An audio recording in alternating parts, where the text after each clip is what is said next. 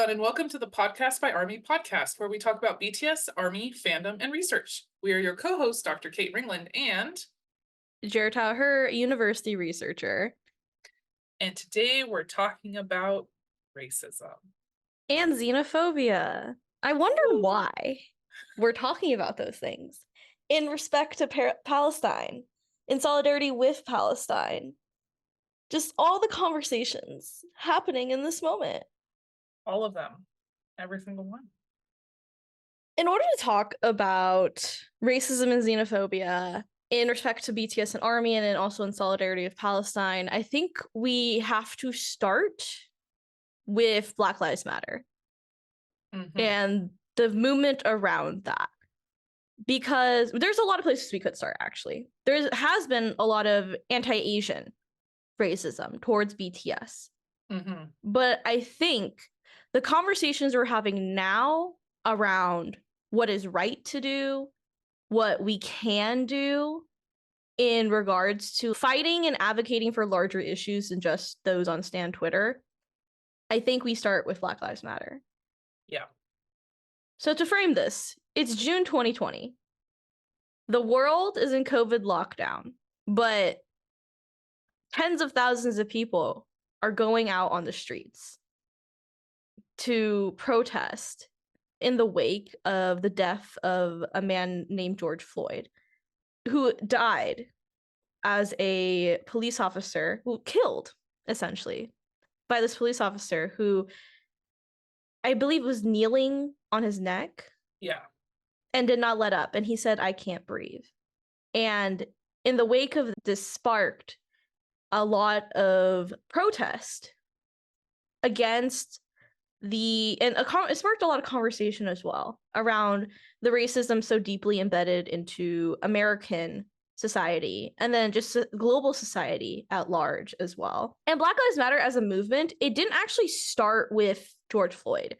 It's a much larger, longer movement than what happened with George Floyd. George Floyd was like a reignition of the movement and conversations around all of that. And in resulting from that, we have diversity, equity, and inclusion movements now, and consultants, and a lot of this kind of front-facing goodwill attempts at change when fundamentally the system itself is broken. Yeah.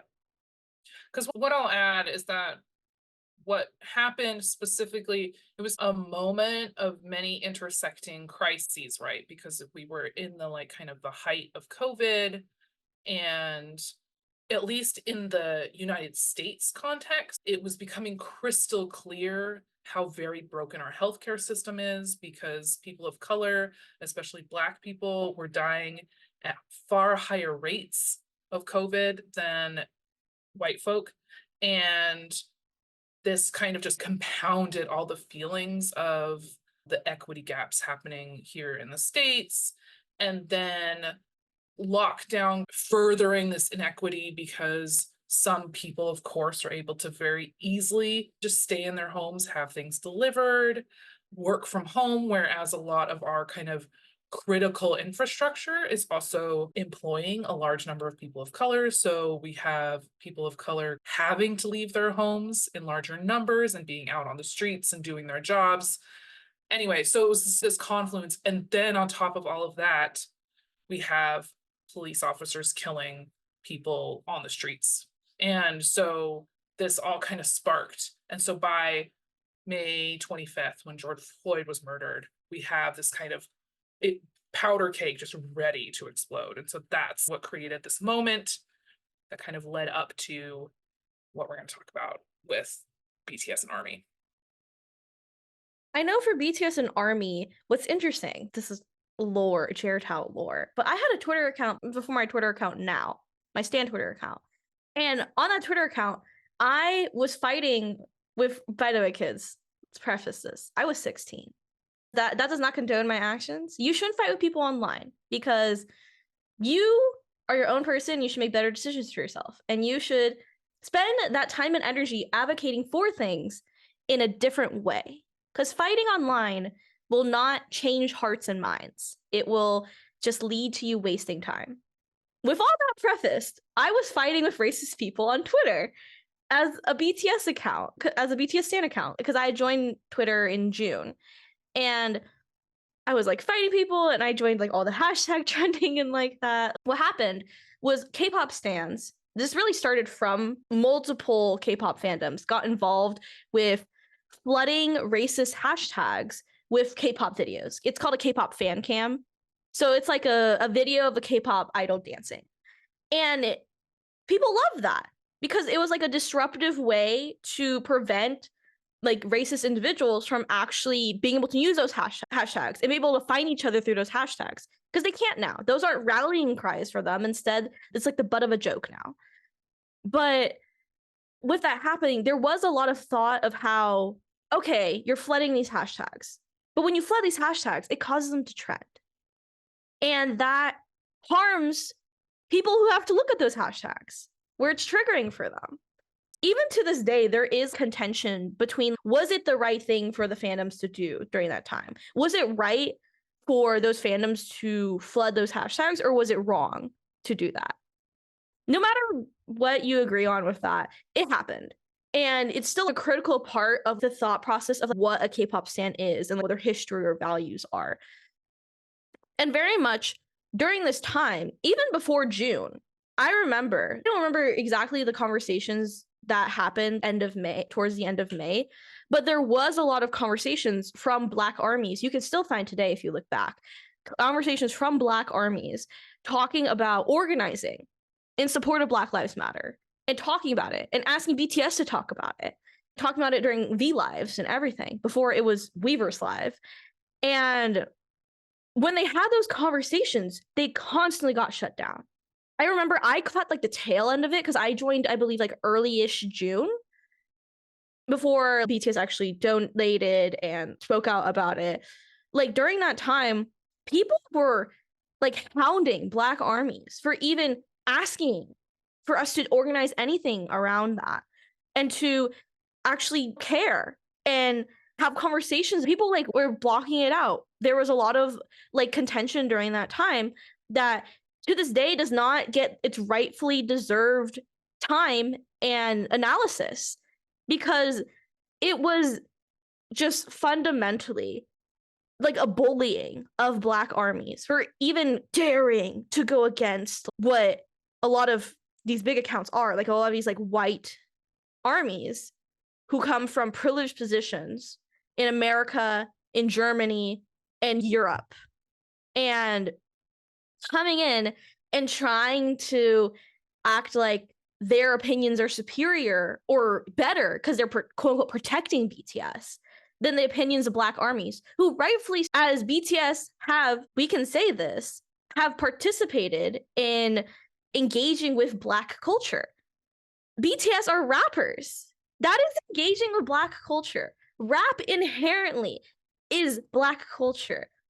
You cannot separate rap from Black culture and Blackness, and you cannot separate BTS from participating and engaging with that culture.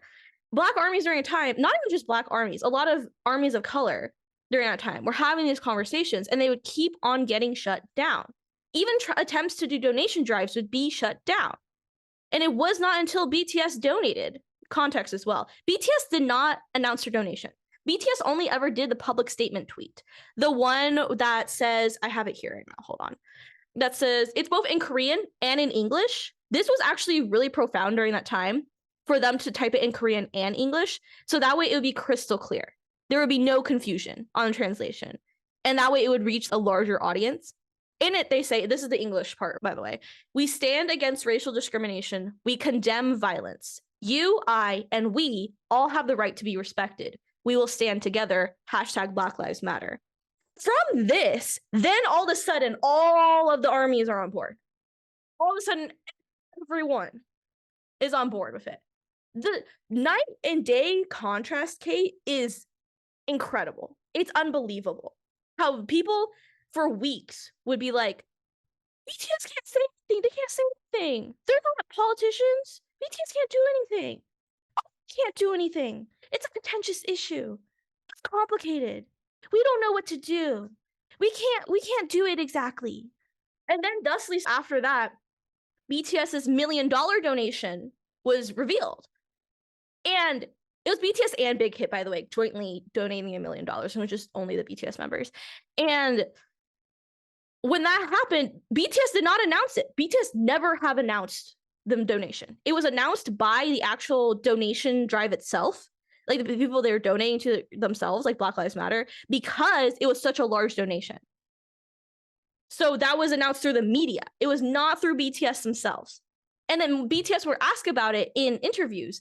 They like, yes, that happened, but they're not like showboating about it at all.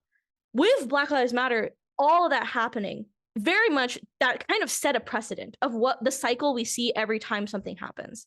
It's armies of color or marginalized armies in some capacity bring up an issue. People say, don't talk about it, don't talk about it, don't do this, don't do this. Because they're trying to stick with the status quo and stick with normalization of bigotry and marginalizing people. And then if BTS say something about it, then they're like, oh, actually, we were wrong. But they don't say they're wrong. They all of a sudden change their tune. They never admit the harm they've done. History gets smoothened out with time here. Yes, but we remember. And you also remember, Kate, especially with what happened with Dynamite. Yes. Yeah, because it was interesting because it was right when it started when I was on TikTok. So I was on TikTok in 2020 and then I joined Twitter in 2020, early 2021. And the conversation I accidentally walked myself into as somebody who was like, hey, I'm doing work in this space. I'm a researcher and I really care about the marginalized experience. I'm here to care about, not in a performative way, but care about actual inclusion. And so like some of the first folks that I chatted with when I joined Twitter were Indigenous Army who had multiple times, both before I joined and then I watched it happen in real time after I had joined, had raised concerns about the use and appropriation of Indigenous objects and culture in music videos and on stage sets and stuff. And because I think for one of the Dynamite sets, there was like a teepee, there was like different things. And this is a common thing, right? This is not just a BTS issue. This is a wider spread appropriation of Indigenous culture across lots of places. But Indigenous Army were specifically asking Big Hit to please stop appropriating their culture. And they, of course, never got a response from Big Hit at the time, but they did get a response from Army, and it was mostly to be ostracized and to be canceled. And I watched it happen in real time, and it was horrifying because I'm like, I just got here. I'm still trying to figure out the lay of the land.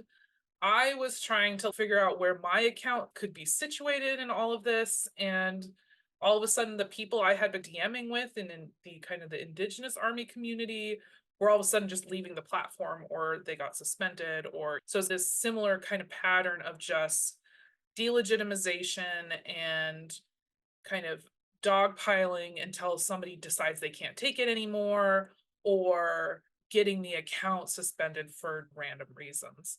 Yeah, so this is not just a Black Army thing, although it is very clearly, I think Black Army tend to get targeted because I've seen them get targeted with all of these issues, even if it's not their issue, they tend to stand in solidarity with these other groups. And so then they get targeted. So I've seen that happen too.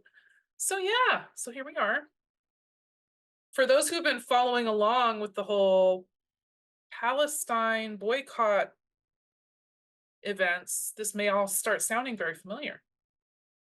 Yeah, I wonder why. It's almost like it's a pattern every time. Like it's just happening over and over again. Every time. When you have big accounts that kind of just smooth out the history and say, oh, nothing to see here, look at this great thing we did, or nothing to see here, just move along, and everybody just sweeps stuff under the rug, and the people who had been complaining are either gone or suspended or on private because they don't want to get harassed anymore, or they leave Twitter altogether because they just can't, this community is not safe for them anymore.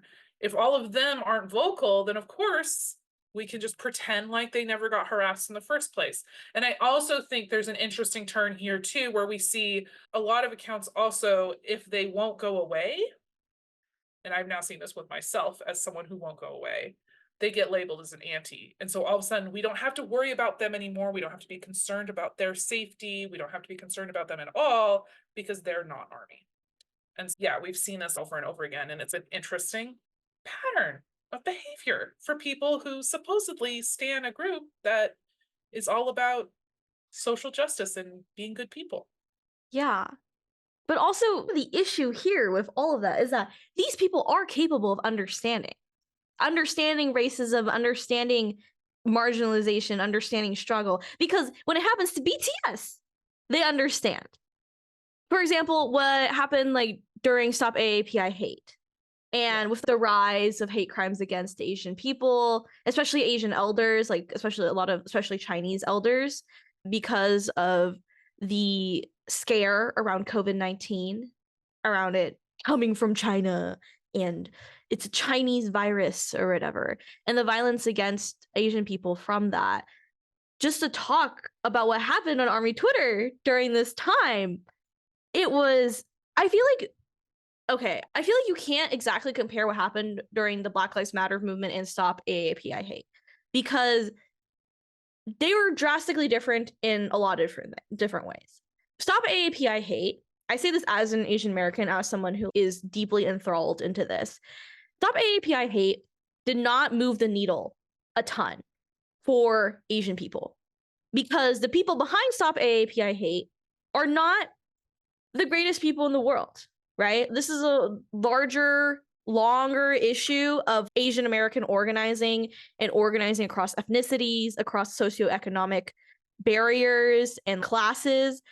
We see how proportionally a lot of Southeastern Asian American people have way less socioeconomic power, especially as many of them come to America as immigrants and refugees, than we see a lot of Eastern Asian people, especially like Chinese, Japanese, Korean people, who may have come to America as immigrants, yet they came with support, with a system, like with money, with support systems. They did not start at the same place as a lot of Southeastern Asian people did. So Stop AAPI Hate, as it happened, as it moved, it did not do a lot for Asian people, because it wasn't capable of. The Asian American movement, even if you want to call it that, there's a lot of Asian American people, activists that you talk to, who are very disillusioned on any type of Asian American cross solidarity, across ethnicity, across class, or anything. Because a lot of times, Asian people get tokenized by white supremacy to perform whiteness and to placate, especially Black individuals and Latino individuals and other individuals of color. So that way whiteness can point and be like, we do have a person of color. We do have someone here that is like you.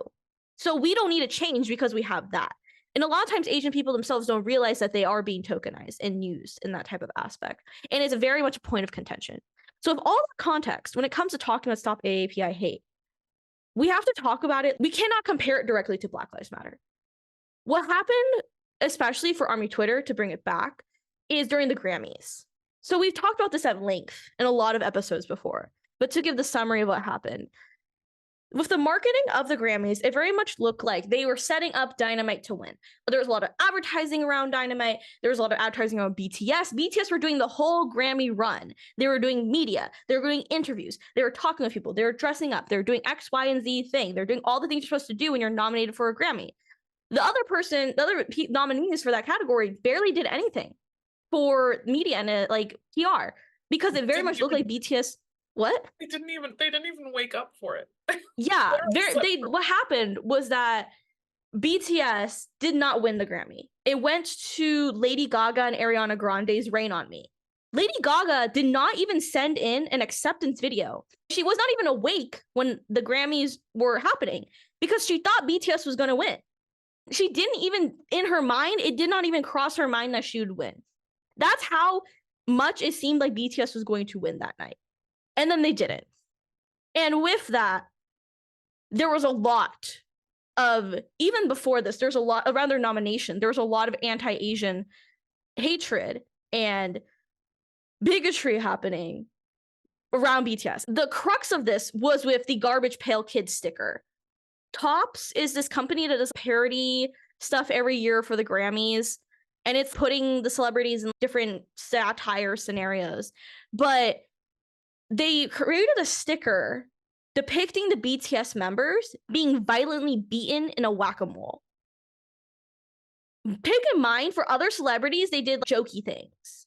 Having this was poorly timed as well, because in the same week, there was a disproportionate amount of violence against nail salons in America, in addition to the Garbage Pail Kids, in addition to just all the online vitriol that BTS were facing. It was so bad. And armies during that time were locked in. They were supporting each other. They were supporting BTS. And during that time, BTS themselves didn't make a statement once again, where they talked about, they did a post again in Korean and in English, which is really profound because that means people don't have to translate it. And that means immediately their message is heard, which is a whole other conversation around language and translation and how like we put English as this top language, but whatever. So in the hashtags of this post, they say hashtag stop Asian hate, hashtag stop AAPI hate. And I'm going to read it right now for us. So in it, they say, "We send our deepest condolences to those who have lost their loved ones. We feel grief and anger. We recall moments when we faced discrimination as Asians. We have endured expletives without reason and were mocked for the way we look. We were even asked why Asians spoke in English. We cannot put into words the pain of becoming the subject of hatred and violence for such a reason. Our own experiences are inconsequential compared to the events that have occurred over the past few weeks. But these experiences were enough to make us feel powerless and chip away our self-esteem. What is happening right now cannot be disassociated from our identity as Asians. It required considerable time for us to discuss this carefully, and we contemplated deeply on how we should voice our message. But what our voice must convey is clear. We stand against racial discrimination. We condemn violence. You, I, and we all have the right to be respected. We will stand together." So the ending of this tweet is similar to the Black Lives Matter tweet. It's literally the same. And with that, very much, armies are on board. Even before they did this statement, armies understood. As a collective, we understood what was happening. People were writing dissertation-level Twitter threads, breaking down Orientalism and racism against Asian people, and people were like, yeah, clapping their hands. Yeah. They were going, yeah, you should say that. That's true. But then when the racism and the marginalization and the bigotry happened against Black armies and Indigenous armies, there was a lack of standing up for them. There's a lack of movement to support them. Because what could have happened? We could have done the same thing we're doing now. Written emails, written physical mail to Hive and Big Hit. So that way, Indigenous armies could be heard. But we didn't do that. That didn't happen. But with Stop AAPI Hate, with what happened to BTS with the Grammys, people did that. And then we boycotted the Grammys the year after. Yep. So action can be taken. And these people do have the capacity to understand. But not with other people of color. Only with BTS. Because BTS are what? Tokenized. They're being tokenized by these people. Woo! This is a fun episode. I'm glad I suggested this. Yeah. It's almost like for a lot of armies, their only point of activism is BTS. And they use BTS as their moral compass. Yep. It's almost like when I suggested we did this episode, let's give the listeners some context. I woke up yesterday to some super racist stuff happening on Army Twitter, which we'll unpack in a minute. But I woke up and I was seeing what was happening on Army Twitter, and I said, oh my gosh, wouldn't it be fun if we did a racism xenophobia part 2, since our most listened to episode is the racism, xenophobia, and the New York Times podcast episode, where everyone was all up in arms about the racism and xenophobia against BTS when it was a New York Times podcast talking about BTS. And apparently that only applies to BTS or only applies in certain contexts. Anyway, so here we are doing part 2. Part 2. talking about racism once again. This Woo. is definitely not emotionally laborious. Oh, not at all. Not. Not at I was all. tearing up remembering all API hate stuff because I was living it with my family.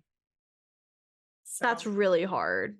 I was just gonna say, because my extended family lives in Seattle, and there was a murder of an elder in Seattle that was really bad, and the family knew him. And yes, I was just remembering all this good stuff while we were chatting. Just good stuff as we're chatting. Yeah, I remember because I was in high school still during this time. I was supposed to go to San Francisco with some of my friends, but my parents refused because they were like, I would have refused if you had been my child. yeah. And I was really upset about that. I understood, but I was still really upset. Yeah.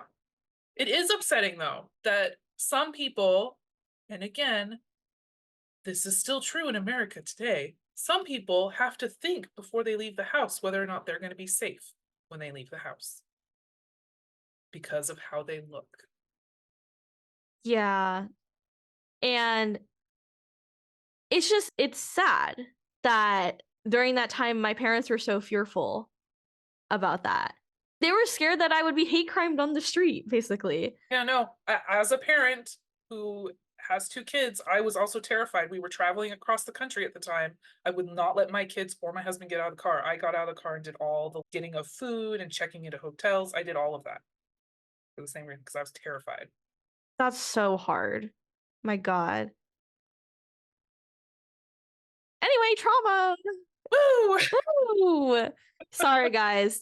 We should give a breath to process that, but it was really traumatic to go through that. And I think even today, I still do a lot of the same safety practices I talked about with my parents. Yeah. I'm still very conscious when I go out that I am physically, I look Asian. Yeah, you do. And I cannot live my life in as freely as I want. That's the thing. I already feel like that's true as people who are fairly femme presenting, but then also there's just layers. It's almost like intersectionality is happening here. And with all of this, it's really interesting because I feel like very often Army gets characterized as a supposed safe community. Do you want to talk more about that, Kate? And I have actual research to back this up too, because I've done multiple surveys and I've been in this community for a long time and been capturing lots of data. But the emphasized message of, oh, why are you here? Why are you in Army? Beyond, I am a fan of BTS, like beyond that. A lot of people say, oh, I stay on Twitter because Army is my community. It's my safe place. It's my place I go to take refuge, right? A lot of the messaging around this, and I've been a person who, I love this. It is a safe place for some of us. But it's like, it has the potential, maybe is a better way to say it, has the potential of being a safe place. And all these values are touted around how we care for each other, we respect each other, we're going to support one another, and we are inclusive, and Army are so diverse, and we hold multitudes, and all this language that kind of implies, oh, look at this wonderful, safe space for people to exist. Which the bigger picture, yeah, that's great, but what we just talked about and what we're going to keep talking about this episode is the patterns of erasure for certain sub communities of Army, kind of violent erasure, not just, oh, these people we don't talk about. There's no, they're violently removed from the community when they speak up against things. Those folks don't feel safe. And it's something I've been saying a lot on Twitter lately over the last several months about, we keep saying, oh, we want to be a safe place. We're a safe place for people, but we're only a safe place for some people some of the time. And I would like Army to be a safe place for all Army. And who knew that it would take so much violence for us to even suggest that? Yeah. So much violence. The amount of people I've gotten in my quote retweets telling me to KYS and to harm myself, or that they want to harm me because I even suggest that we should care about each other, is unfathomable. Yeah. It's this interesting rhetoric that people immediately go to around, especially in these kind of hot button issues. It's not just erasure, it's like this violent deletion of your existence. You shouldn't be here, you shouldn't exist in totality, but also you shouldn't be a fan of BTS anymore. You should get out. There's all this gatekeeping and super, super toxic gatekeeping that's happening. And like the number of times I've been told that I'm an anti or I'm a K-poppy just in the last few months has been like a not unsubstantial number. That is not something you actually get to decide for somebody else. That's something a person identifies as in terms of who they are a fan of. You don't get to tell them that. And so it's been an interesting thing to witness how violent this reaction was and how quickly it became violent. It's not just, oh, we're having a beef and it gets heated and then it gets more heated and then the violent rhetoric is occurring. No, it's immediate. It's immediate violence. This tweet really ruffled a lot of people's feathers because they were like, that's not right. That isn't true. How do you know? So I said, HYBE is a Zionist-infiltrated branch of the music industry that's trying to use South Korea's global soft power to export Zionism as socially acceptable and a part of art. That part of art part, it is a reference to a chant during the Boot the Scoot protest. The chant goes, break, break, break apart. Scooter has no place in art. And I put that, when I tweeted that, as a reference to that. So there's a lot going on with this tweet, right? And I think me saying this resonated with a lot of people because it's very blatant and clear that HYBE has been infiltrated by Zionism. Scooter Braun, in his time at HYBE, has brought on Zionist producers and other people involved in the back end of music to be involved with tracks with different HYBE groups. That was not happening beforehand, but now it's happening because of Scooter Braun and what has happened there. And we see now, especially with the Min Hee Jin thing, right? And all that. We didn't even brush on that. Let's just not. I like my life. Let's not brush. No, it's not worth it. Yeah, if you want to know what's happening there, go on Twitter, go read an article. We're not explaining it here because that is just a whole can of worms. That will require a whole nother episode. But we see with the Min Hee Jin situation that HYBE is very capable of responding to things quickly and doing it and actually responding. But with Scooter Braun, they have not responded at all. So very much HYBE not responding is a show of Zionist complicity. It is not them just being willfully ignorant. They see it. If they could see the Min Hee Jin stuff, all that she's saying, all that she's doing, what the media is saying about it, what online netizens are saying about it, they have seen for sure the HYBE divest from Zionism movement. They have for sure seen that. Them not saying anything about that does make them Zionist infiltrated. Because that means now, maybe it's not even infiltrated. Maybe from the beginning, many of these people have had complicity with Zionism and beliefs in the quote-unquote rightness of Zionism. But very much, HYBE, as a part of the music industry, because HYBE is part of the global music industry, as they export BTS to the world, very much, they are promoting Zionism and trying to legitimize Zionism through music. And we have seen how Scooter Braun, throughout the past couple of years, has specifically targeted South Korea for South Korea's global soft power and K-pop's global soft power. How we saw this recently, actually.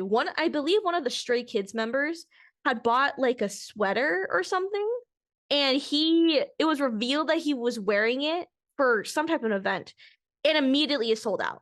And there was someone on Twitter who had quote retweeted that post about people selling out that sweater.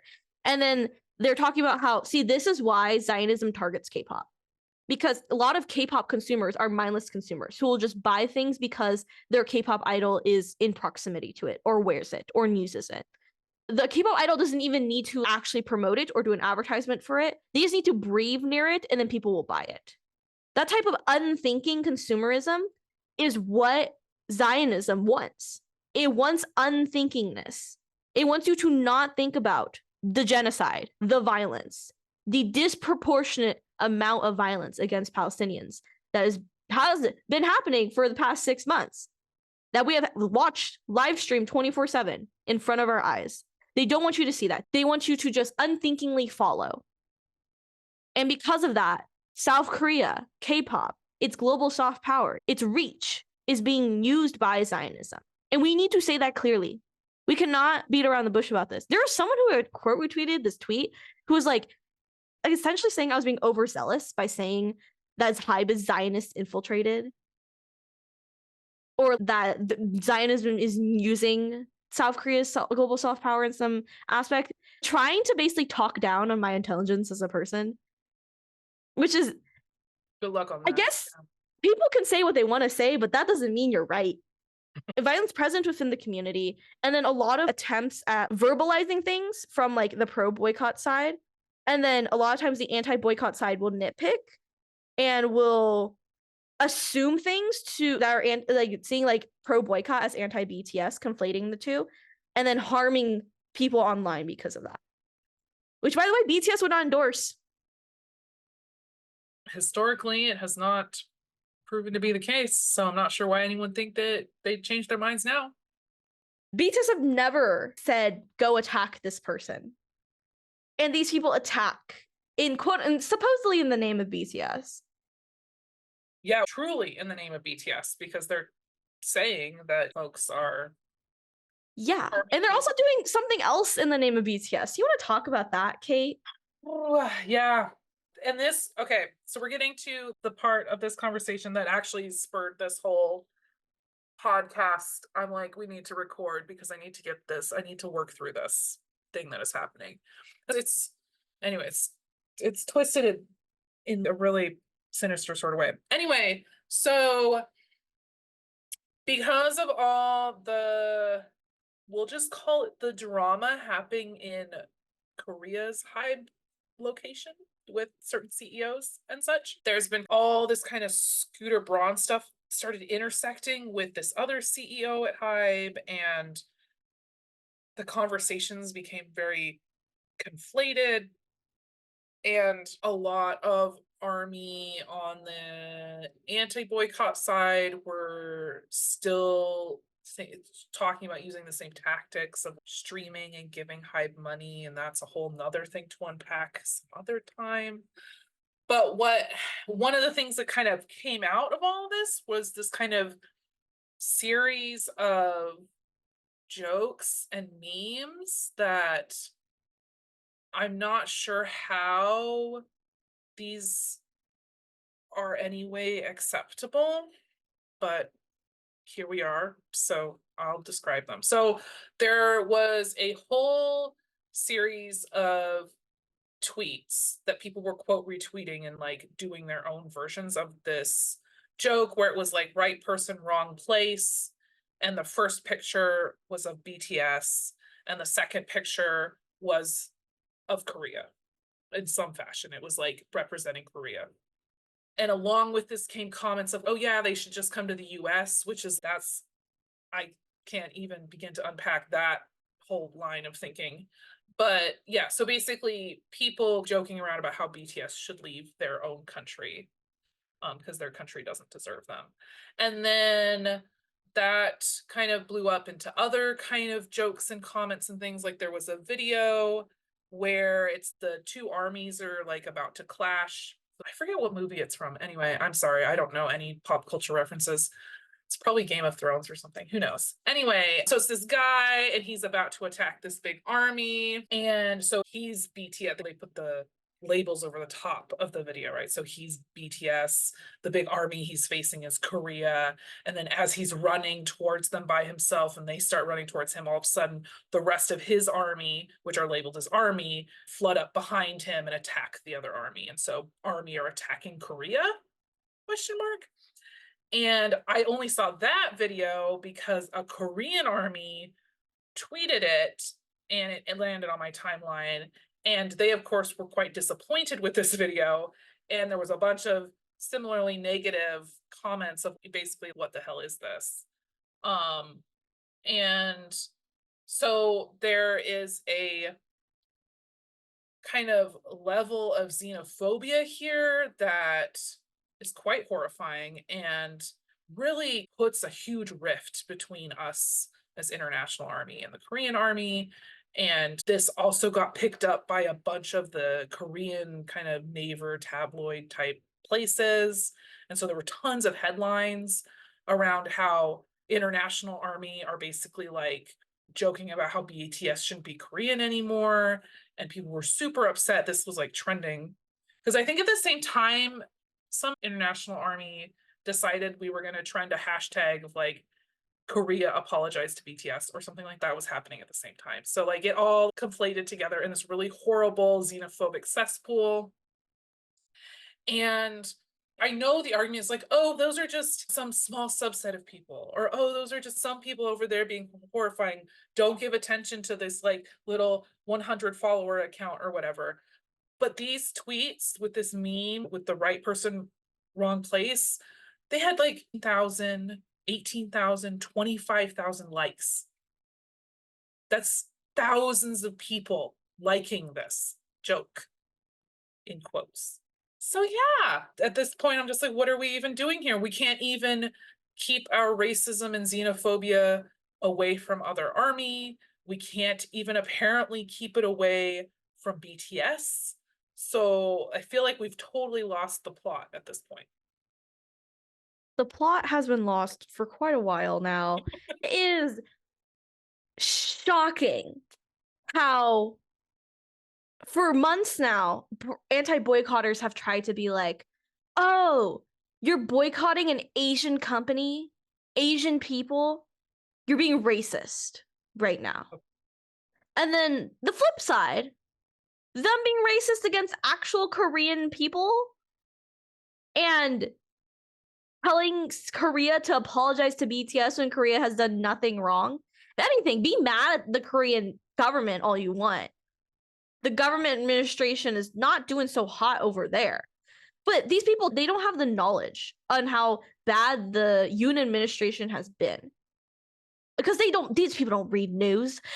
And because of that, they blame the entirety of South Korea when this administration is not the entirety of South Korea. There's a lot of Korean people who are not happy with the South Korean government right now. Rightfully, absolve the gender equality.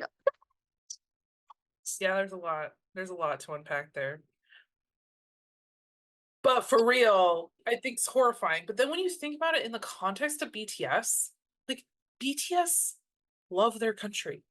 I don't know how anyone would even think of that as being, oh, isn't this funny? BTS would be horrified. It's not funny. It's not funny at all. And it very much goes to show just how stark the tokenization of BTS by these people is. Yeah. These people tokenized BTS so hard. They used BTS as their moral compass so hard that now they are being racist and xenophobic when they had previously hated the racism and xenophobia against BTS. Yeah. So they only understand things in the context of BTS. It's wild. It's wild. Wild. And in addition to that, people are also, we're going to talk about this next thing. This is going to make people heated. The Stray Kids, the K-pop group, they went to the Met Gala, which is a whole thing. Okay, the Met Gala, it is both a fundraiser for a very underfunded department of the Metropolitan Museum of Art.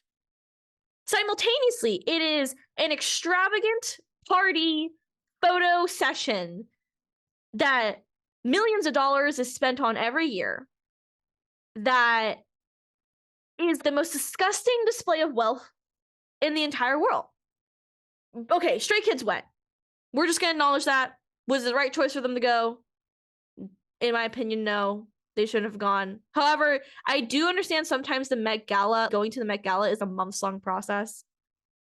But also, whatever. But to acknowledge what happened there, as Stray Kids were standing at the Met Gala and getting their photos taken on the stairs, the famous Met Gala stairs, whatever, the photographers who were taking their photos were calling them unemotional, unmoving. They're like, hey guys, give us a smile. Robots. The techno-orientalism goes so hard here. It's so hard. Yeah, I watched that video like 3 or 4 times just to really absorb how awful it is in the year 2024 that people are saying this out loud with their mouth holes. Nauseating. Anyway, sorry, didn't mean to interrupt. I just had to be horrified for a minute. No, but truly it is horrifying that happened to them. And there were so many armies who were like, that's what they deserve. Because Talk about horrifying. Because of some weird K-pop anti-rest of K-pop thing mentality armies have, where they just hate on anything that's not BTS, and they think, oh, deserved, because they suck and their music is bad. And I hate them. And their fandom is mean to us. Who cares what their fandom does? Until we were recording this, I couldn't even remember which group they were because I feel bad for them as humans, but I don't pay attention to these things. And if other people are not paying attention to them, they shouldn't care so much. No, but these people care deeply. They were so hateful of Stray Kids and validating racism and xenophobia against them. By the way, some of the photographers, like all of the photographers, prefacing, were shouting in English. Until the one shouted in Japanese, because they're like, what's the Korean for, I don't know, some word. And then they shouted thank you in Japanese. Yeah, the whole thing is just horrifying. It's bad. It's very bad. Take in mind, in Stray Kids, I believe there's only 2 members who are fluent in English because they're Australian. But the rest of the members aren't fluent in English. So yelling in English at them, of course they're not going to respond to your yelling because they don't know what you're saying. And you don't deserve it, honestly. Everyone should just ignore you if you're being an asshole. Actually. But it's so baffling how so many armies got on board of being racist and xenophobic. By the way, this has been a present issue for a long time. Armies historically have been racist and xenophobic to other K-pop idols, disproportionately, mind you. Even any amount is wild, but disproportionately against K-pop idols. And it is disgusting how armies will be quote retweeting and dogpiling someone who's being racist towards BTS, and then they'll join a same hate train against another K-pop group that also uses like racist slurs. Doesn't make any sense. It doesn't. I guess. Once again, their moral compass is BTS. Yeah.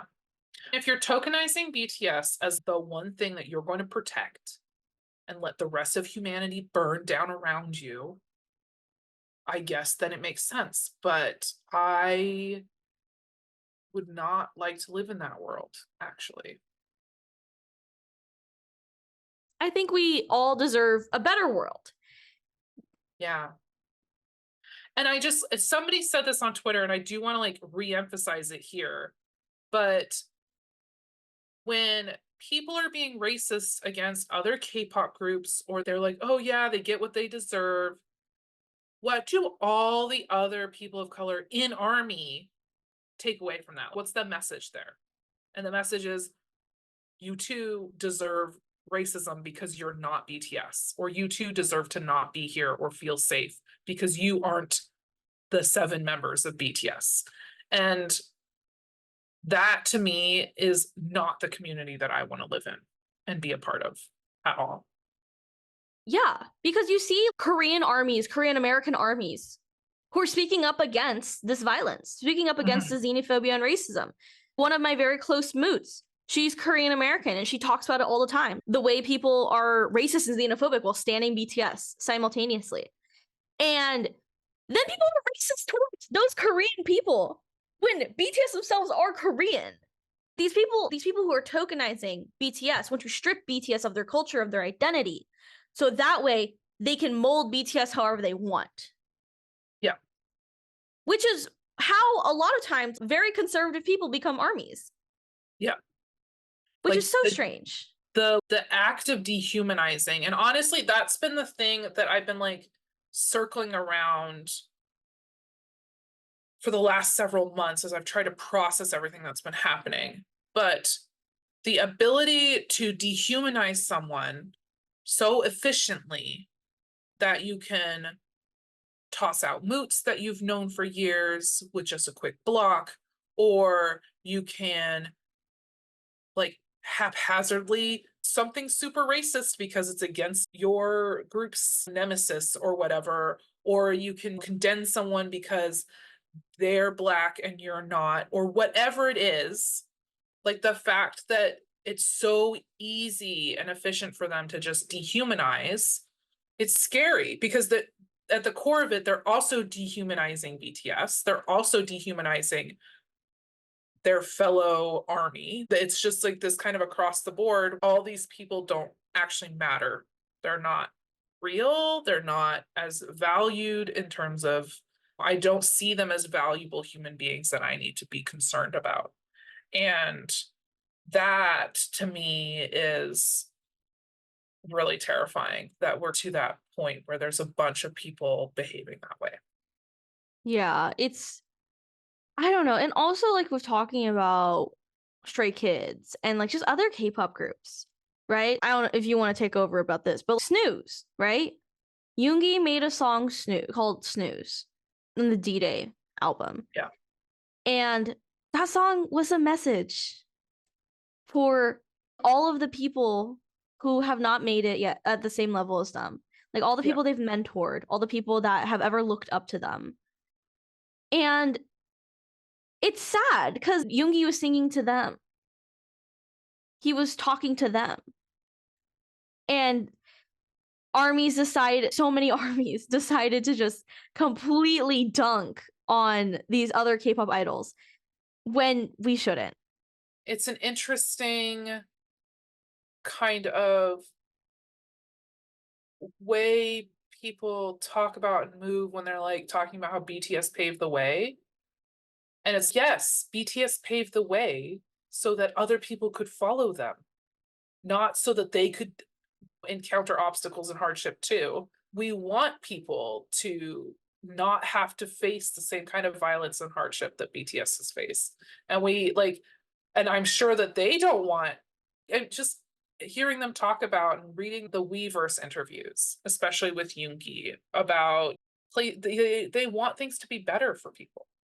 And like their whole message has been around trying to build a better world for people to live in. And it's so wild to me how we've come to this place where we have so many people claiming to love BTS and not internalizing any of that and just turning it into this weird childish drama about getting BTS bigger numbers.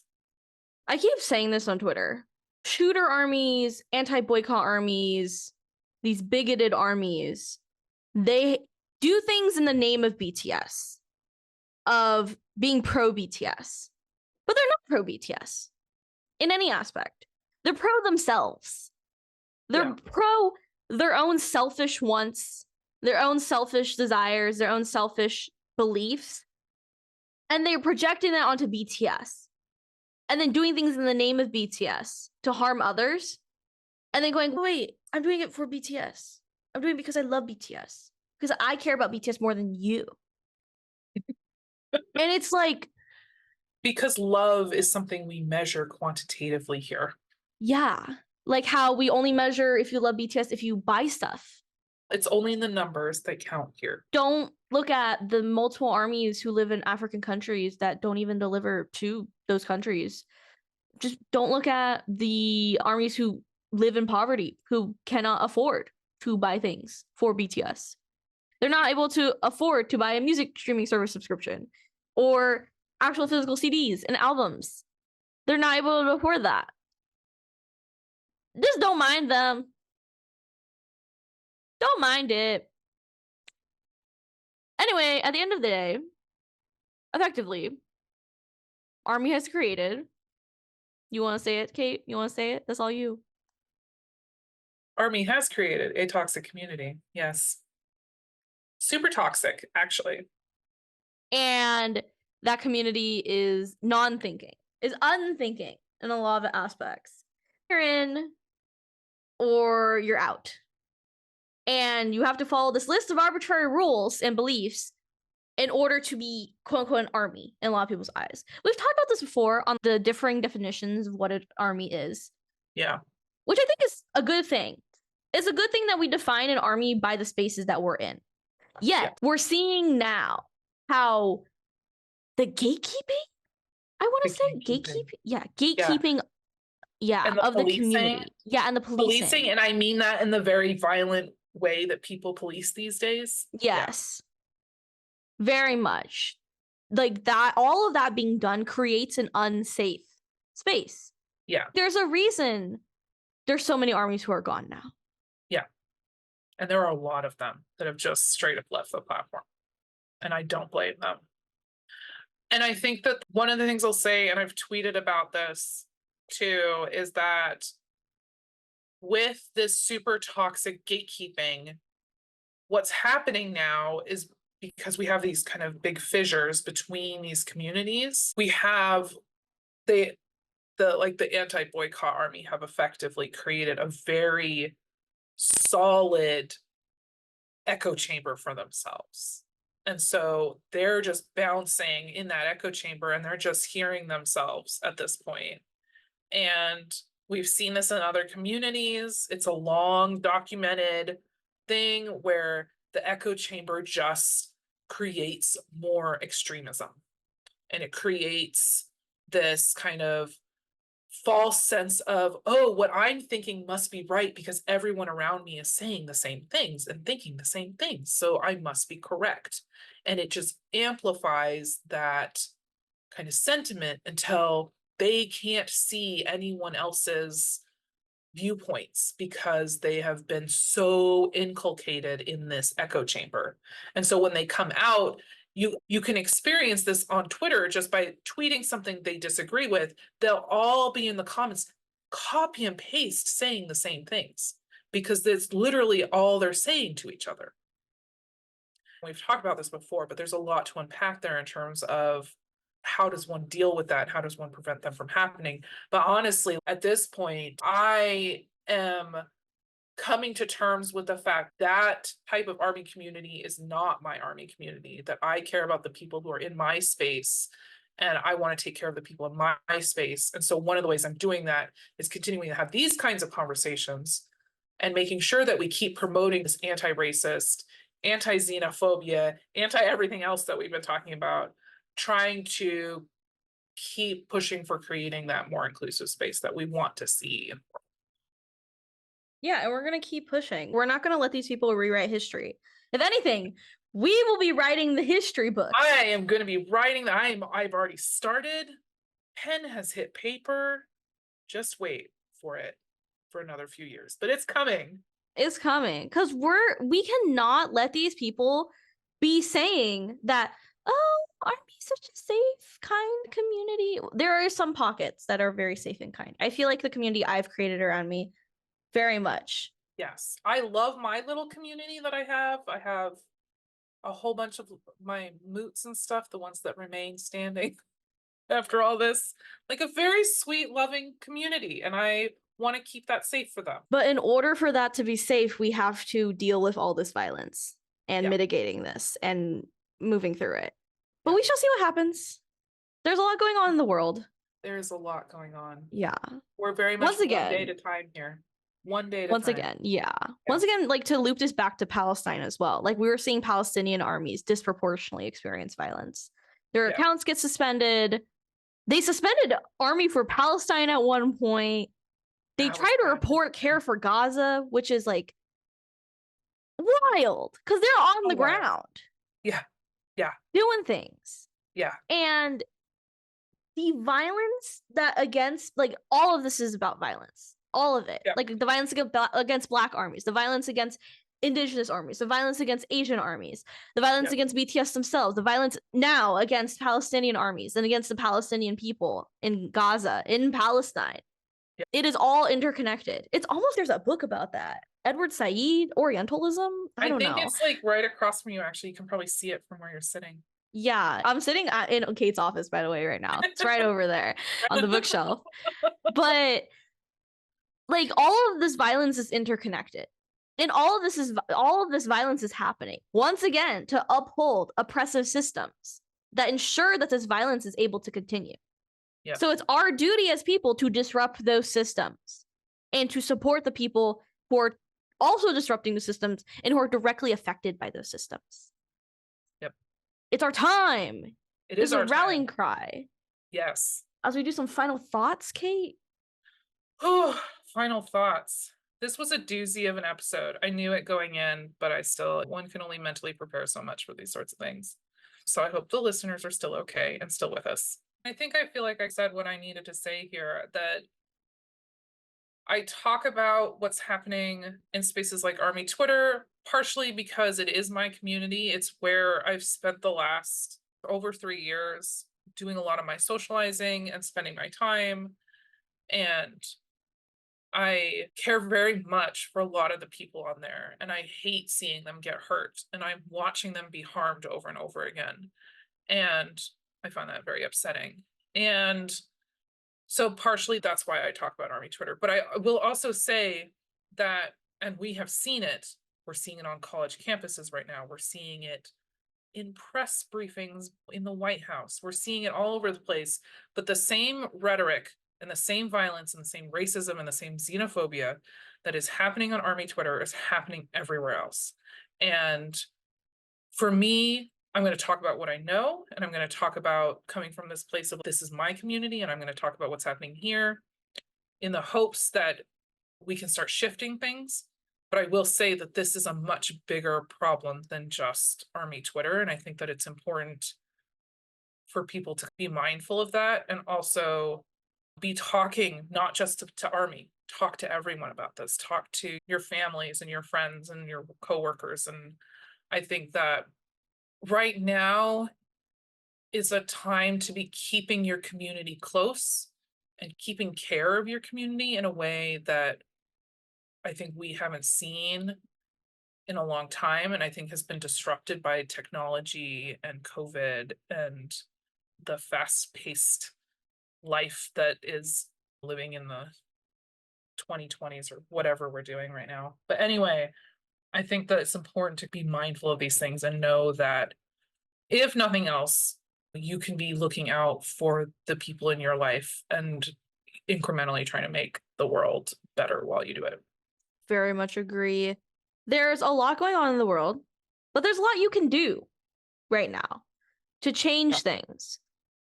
Very much, I've talked with a lot of people about this. So right now, there's a lot of things happening, and you may not get everything you want when you demand things. But what's important is about changing people's hearts, changing people's minds, and changing the culture of how we have a lot of conversations around Israel and Palestine and Zionism. Having these conversations around that changes the world. Even you, just like in your community, having conversations about it, acknowledging it is really powerful. Because I know for students right now, as a university student, the disconnect between many of my professors who don't say anything about it and then the professors who do is so stark. There's many times where I'm just going to class and I feel like it's an out-of-body disassociative experience where there is turmoil in the world. I literally, on this campus, there is an encampment at UC Santa Cruz, at University of California, Santa Cruz, that Kate and I both work at. There's an encampment. There's people there. Every day I fear of police violence against them. I fear that I'm going to have to wake up in the morning. By the way, I'm up at 2, 3 a.m. and I'm looking on Instagram and in the news. And I'm like, same. I fear. See, Kate understands too. We both fear when we see that headline, when we see that post that's saying UC Santa Cruz encampment has been raided, has been swept. Because at UCLA, at UC San Diego, we're seeing like all these schools are part of the University of California system, which, by the way, is basically the fourth branch of government. It's like own space of governance. It's a whole thing of the history. That could be a whole podcast episode. But very much, we're seeing like so much violence against peaceful protesters. Like, these people are just camping on the lawn. And I have friends who have been arrested, who have had violence done upon them, who are injured, who are in the hospital. And fearing that for my academic peers and my classmates, like down at the encampment, I fear every day for that. And I don't know exactly where things are going to go, but I think right now I have a lot of hope for the world. And I think every little thing that you do can help. And it's important to believe that, to know that. Little things make things change. So believe in yourself and believe in change. All right, I think it's left inspirational mojo dojo casa house for this episode. It's pretty long. It's got a lot going on. It does. Yeah. But yeah, we're gonna work through it. Thank you all so much for listening to this episode. I really appreciate each and every single one of you who listen. Please take care of yourselves. Please continue fighting for change. Yeah, stay safe. Please continue fighting for change. And that's it. Take care. Bye. Bye.